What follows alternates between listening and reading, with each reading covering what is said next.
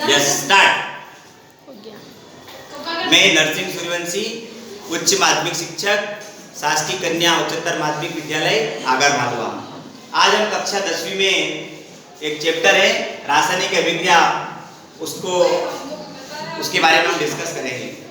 सबसे पहले हम समझना चाहेंगे कि रासायनिक अभिक्रिया से आप क्या समझते हैं।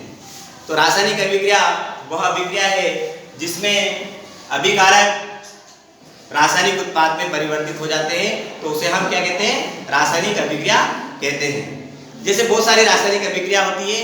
उदाहरण के लिए गर्मियों के कमरे के ताप पर दूध का खुला छोड़ देने पर क्या होता है, दूध क्या होता है, फट जाता है।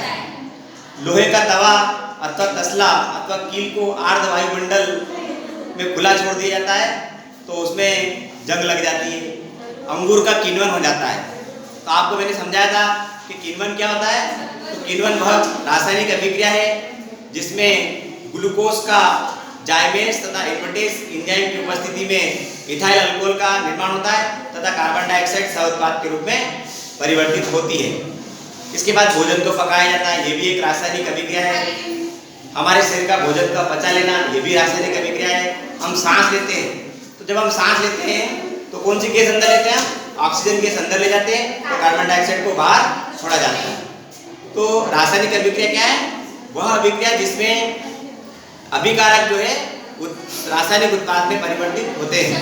यहाँ एक रासायनिक समीकरण हमने बनाई है C6H12O6। तो जाइमेज तथा इन्वर्टेज एंजाइम की उपस्थिति में इथाइल अल्कोहल तथा कार्बन डाइऑक्साइड में परिवर्तित हो गई है। यानी कि इसमें ये अभिकारक है और ये रासायनिक उत्पाद यहाँ पर बनते हैं। तो किण्वन क्या है, तो किण्वन वह रासायनिक अभिक्रिया है जिसमें ग्लूकोज इन्वर्टेज तथा जाइमेज एंजाइम की उपस्थिति में इथाइल अल्कोहल तथा कार्बन डाइऑक्साइड के रूप में परिवर्तित होता है। तो इसे हम क्या कहते हैं, किण्वन कहते हैं। अब अभिकारक क्या है, तो अभिकारक वे पदार्थ होते हैं जो किसी रासायनिक समीकरण में भाग लेते हैं तथा उत्पाद का निर्माण करते हैं।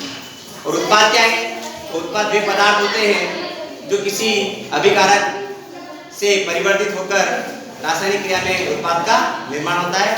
आपको हमारा वीडियो अगर अच्छा लगा हो तो इसको शेयर करें, लाइक करें और सब्सक्राइब करें। धन्यवाद।